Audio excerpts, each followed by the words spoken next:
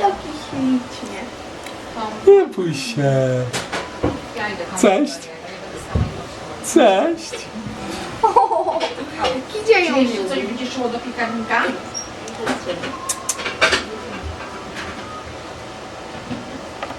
Ciokama? Ciokama? Ona chce kicie pójść.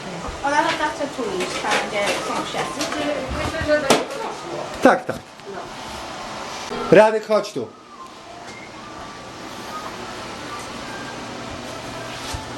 O! No nie leć za mną, tylko zaglądaj pod stół. No co się dzieje? Pogłaskaj ją, nie bój się. Za kamą chodzi. Chciała za nim też chodzi. Tak na krzesłach i tak przeskadza. O, no to Ona się fajnie. nie O! Już Kicia jest ciekawa, kamusi. To jest ciekawa. No. Ona bardzo chce mieć przyjaciół. No.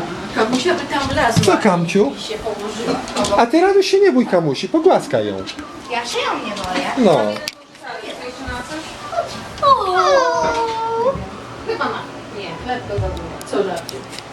Och jej! Ona chce z kamą. Och jej! I jutro, kiedy oni pójdą, będzie ona szukać wszędzie. Tak, będzie szukać piesków. No co, kamusia?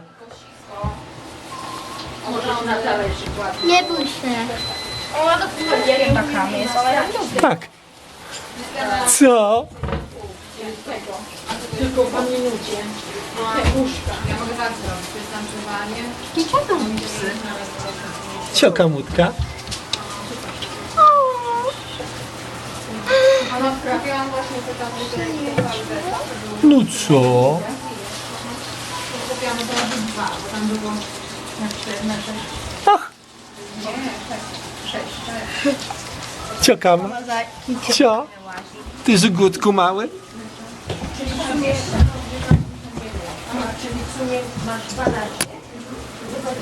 Au! Wycisnęły się. Wiem. nie stanie. Spokojnie. O!